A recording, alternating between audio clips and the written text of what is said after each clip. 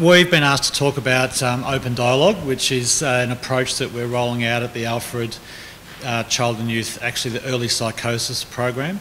And I'm the clinical director, and Deb's, we can introduce herself, but Deb's today talking about her experience of being through that approach. So I'm going to try and just talk about why we're doing it and what it is, and Deb's going to talk about what it feels like to have it done to you. Okay, so essentially why we did it was that my job as clinical director is we're supposed to follow government policy. And government policy is to deliver, for mental health services, deliver recovery-orientated services. And also a more recent policy that we need to follow is the UN, which has talked about how mental health has to be delivered from a human rights perspective. So I guess I probably don't need to tell this audience what recovery-orientated practice is, but essentially it's a movement away from a biomedical model to a more holistic sort of model which focuses on people's strengths. And mental health services say that they do it, but generally they don't. And the more you know the more you know you don't know, is that sort of thing. So actually why we are doing open dialogue, and we've been doing it now, we're implementing it for the last 18 months, is to try, it's just an approach to try and deliver on government policy. That's all we're doing. It's actually feels like a bit of a no-brainer, like the multi-family groups. So just to say what it is, it's a philosophy, I suppose, or its approach. So the first thing it is, it's less paternalistic. So the idea as a psychiatrist is that you're supposed to be on tap, not on top. So you give opinions and advice to people, and that you don't sort of deliver edicts from above. That's the sort of idea of the sort of approach if you're a psychiatrist.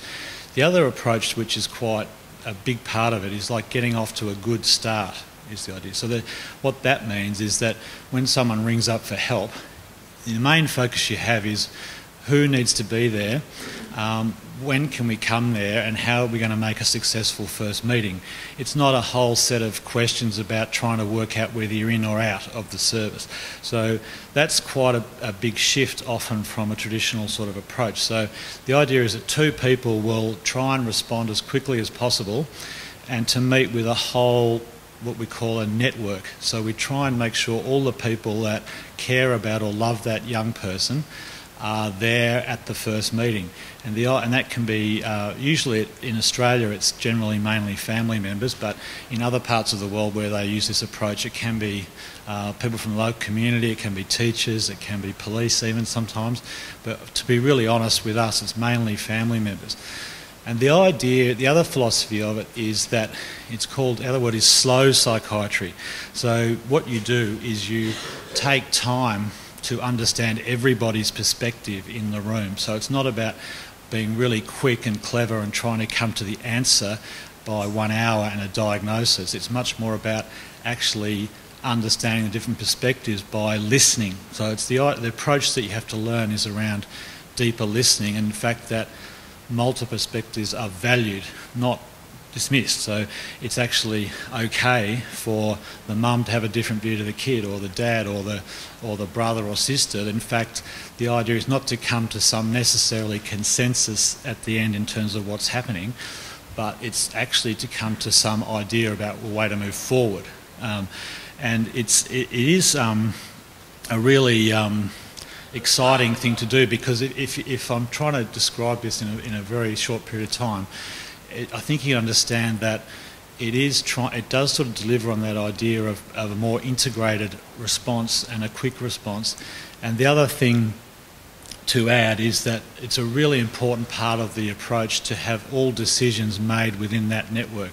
So I suppose the technical terms that we get taught in as professionals about using supported decision making rather than substituted decision making, this is a classic example that you're not supposed to talk about the family without them being there. Certainly not supposed to talk about making decisions outside of that network meeting. So that's a big philosophy. Now I know this is sounding like a marketing exercise, but it's actually not so easy to do either. So a lot of the challenges that we've had is that there's a lot of scepticism or cynicism about open dialogue because it's seen to be part of anti-psychiatry, and that there's some sort of sense that people who do this are a bit weird and that they're anti-drugs or whatever. But it's actually not the case. The idea, the other big philosophical thing is that drugs are prescribed for their drug effect, not for their illness effect. So what that means is that you are you're a drug-centred prescriber, so that you're trying to help relieve symptoms or distress through the prescription of drugs rather than necessarily curing a specific biochemical imbalance. So that's a long story which I probably won't go into now because of time, but it is quite a big shift from what's traditionally done within a hospital or within a mental health setting. But I have a feeling that could well be 5 minutes. I don't know if it is, but it feels like 5 minutes. The one other challenge I will say is that it is difficult implementing this sort of approach when you're surrounded by people who are not doing it, because you get a heavy amount of scrutiny. And the other thing is that what you need to do it as a professional, I'd probably just have an open mind and have a lot of, I suppose, family, I don't want to call it therapy, but family engagement skills, which often people coming out of uni or whatever don't get much exposure to. Most people get trained in a very individual type approach and a very sort of, I don't know, we call medical model or diagnostic approach, rather than a more open-minded, eliciting different perspectives and being able to sit with a lot of uncertainty is not something that is normally part of most professionals' training. So that is another challenge in terms of implementing. But I might finish there, given it's probably 5 minutes, and Deb's talk's much more interesting anyway, so I'll...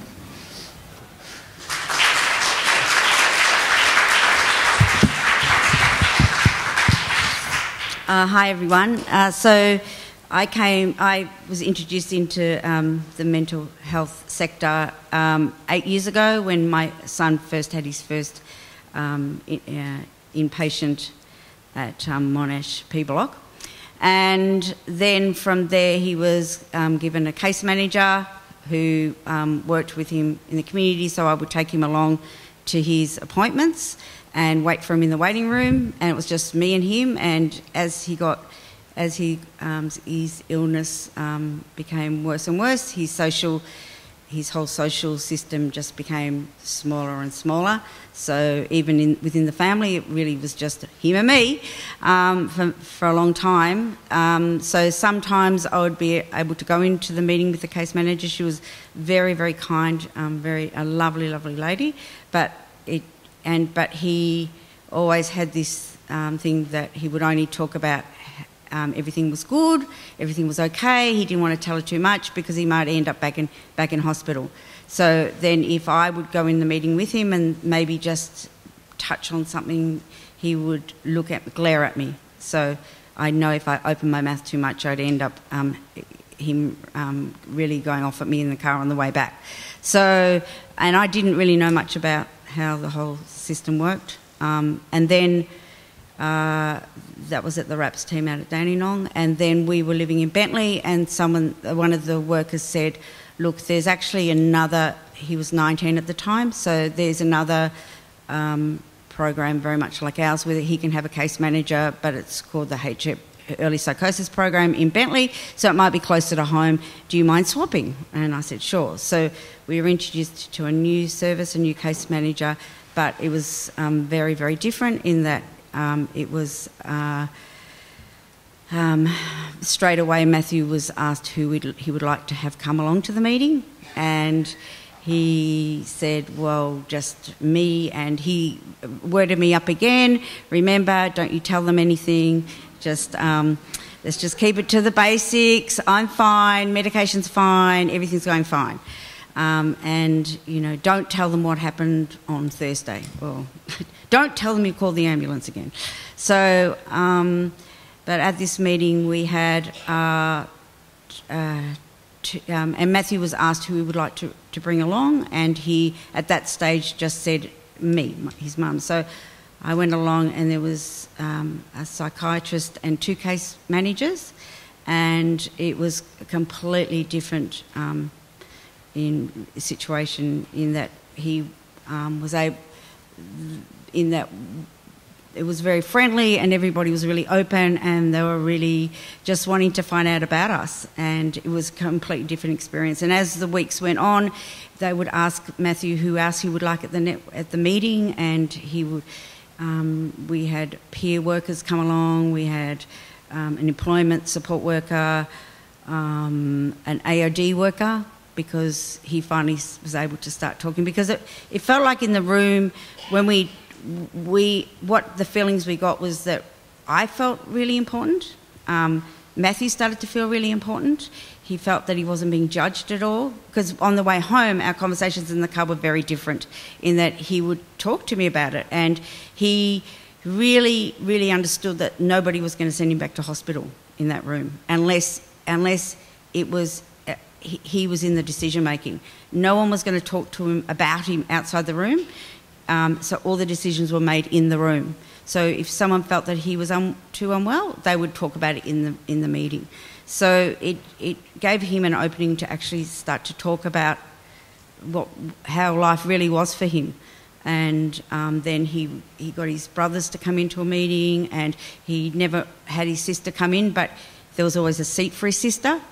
So he would talk, to her, but she wasn't there. But it was great. So, and what I got was that there's no decisions were going to be made was really, really important. That the reflections, the two case managers would reflect what they heard us say, and then reflect it, talk amongst themselves, and then and then we would reflect back, or Matthew would reflect back, and he'd say, no, that's not how it is. So it was an incredible experience for us. But he aged out at 25, and now he's back with a case manager in the adult system in St Kilda Road. So we're back to, I'm in the waiting room. He goes into his meetings, don't tell anybody. And look, his case managers are absolutely spectacular people. His psychiatrist is absolutely incredible. But we're back to, don't you talk to them, don't tell them anything, I don't want to go back to hospital. So we're back to that conversation a bit. But what he does do now, which is an incredible skill he has, is that he has an NDIS plan. And when he first got that plan in May, and we didn't really know how to do much with it, but he said, well, how does this work? And he said, all right, we need to get everybody that's going to be involved in this plan in the room at the same time. So what he did was he actually networked himself. So he got the finance person. He didn't want to talk to anybody on their own. He wanted everybody in the room at the same time. So he lives in this tiny little one-bedroom apartment with not enough chairs. So people stood up, and there was the finance person, the support coordinator, the person that brings the support workers to him, and 3 support workers. And me, his brother, his dad, because everyone had to be there. And he kind of ran the meeting in that, like, okay, whatever decisions are going to be made in this room. So even today, he's ended up in the ARC program through the courts. So I'm not there with him today, but he made sure the support coordinator was there, the 2 workers, and to sit around with the magistrate, because he said it's important that everything's done with other people and then we work it all out together. So he got a huge amount of skills from it, but it's it's a completely different way of feeling empowered, and him feeling just so much part. He makes the decisions about himself. But at the moment he's not doing that again with the adult service, but we're getting there. Okay, thank you.